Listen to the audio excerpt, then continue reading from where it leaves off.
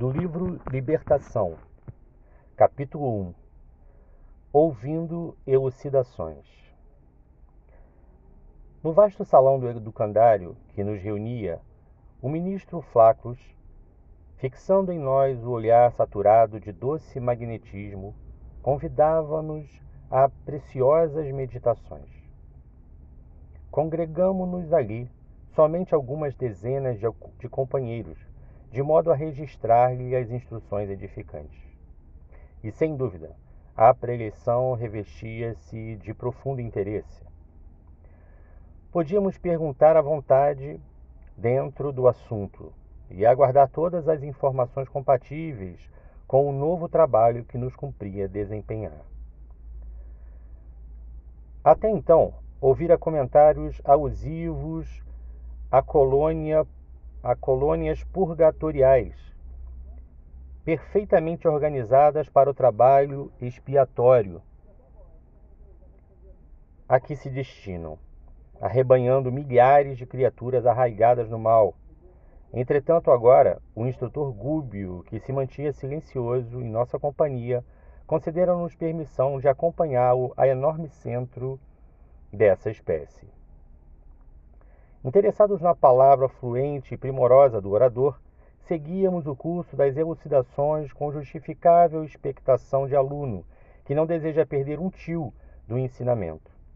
Observando que a serenidade e a atenção transpareciam do rosto de todos os aprendizes, considerando-se que todos no recinto éramos candidatos ao serviço de socorro aos irmãos ignorantes atormentados nas sombras.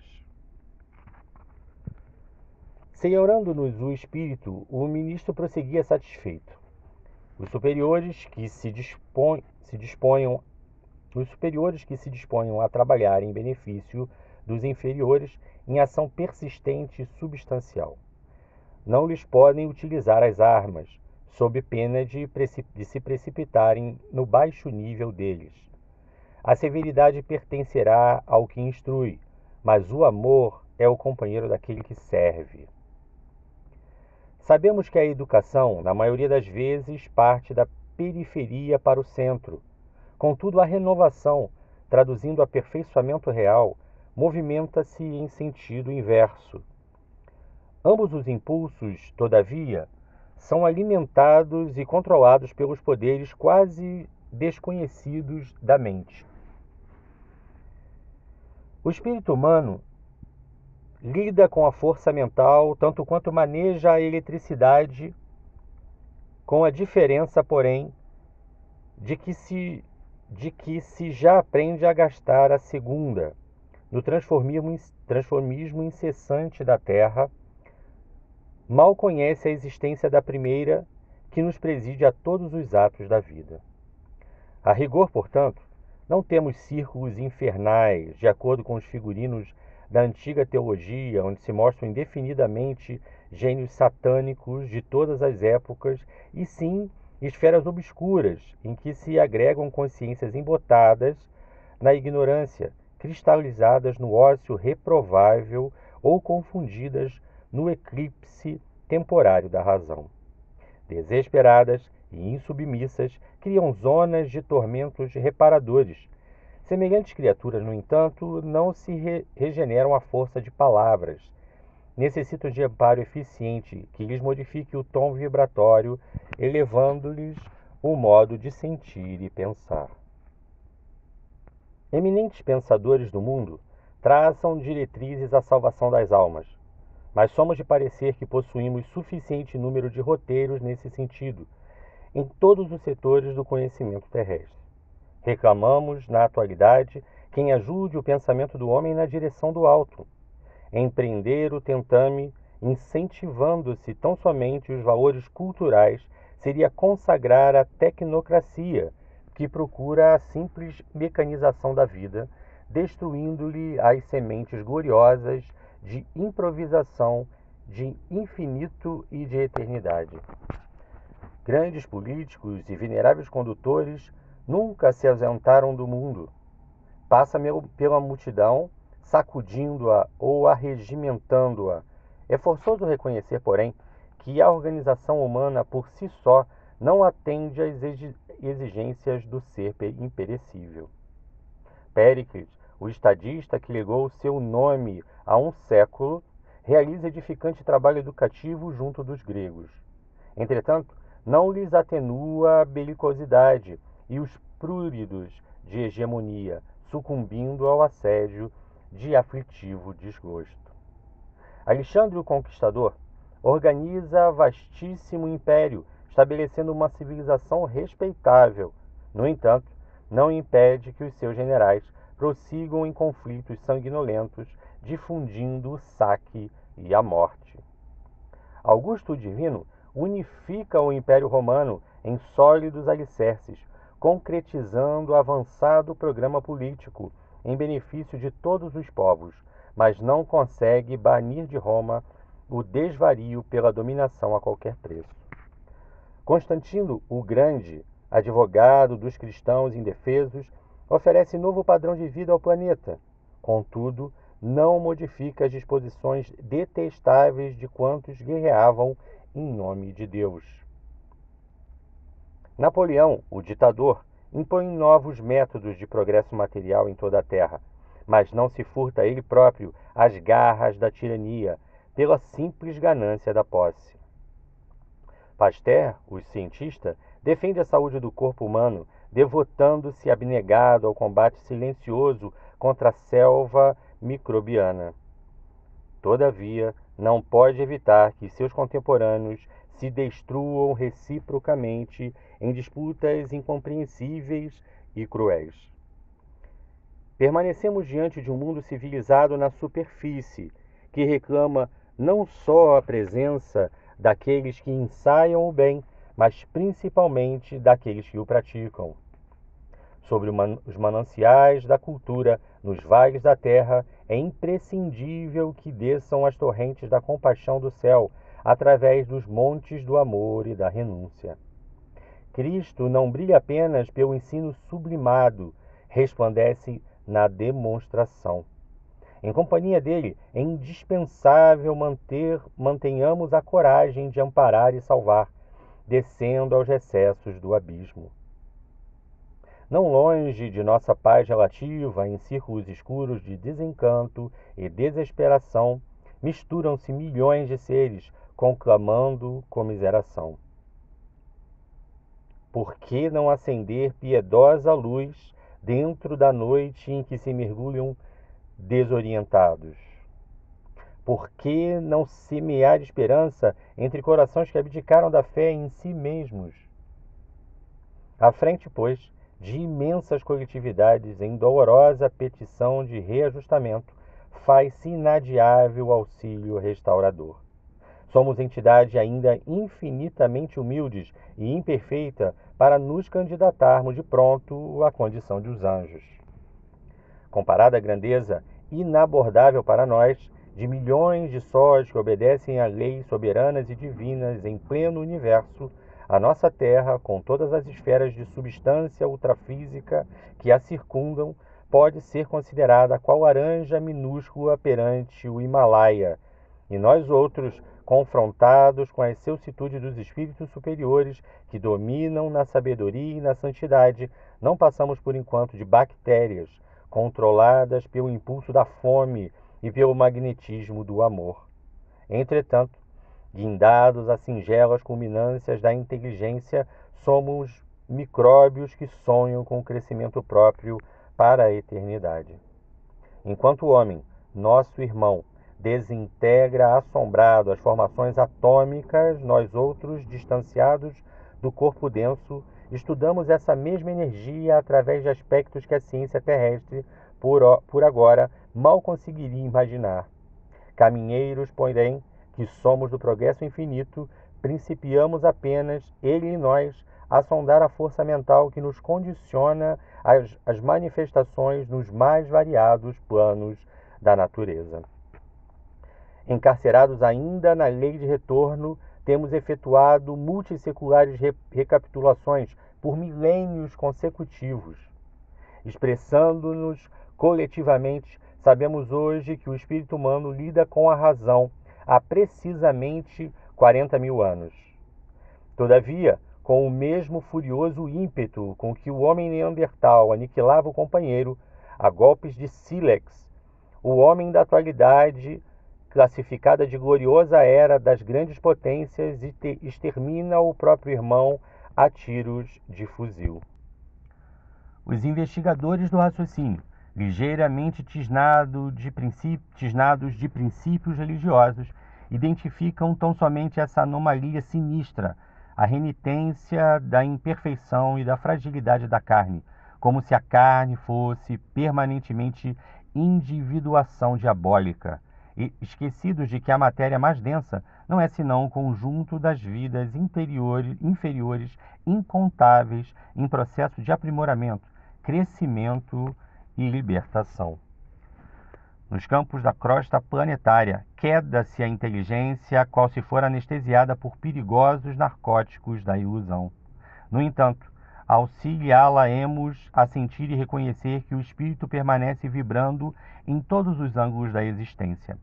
Cada espécie de seres, do cristal até o homem e do homem até o anjo, abrange inumeráveis famílias de criaturas, operando em determinada frequência do universo. E o amor divino alcança-nos a todos, à maneira do sol que abraça os sábios e os vermes. Todavia, quem avança demora-se em ligação com quem se localiza na esfera próxima. O domínio vegetal vale-se do império mineral para sustentar-se e evoluir. Os animais aproveitam os vegetais na obra de aprimoramento. Os homens se socorrem de uns e outros para crescerem mentalmente e prosseguir adiante. Atritam os reinos da vida, conhecidos na terra entre si.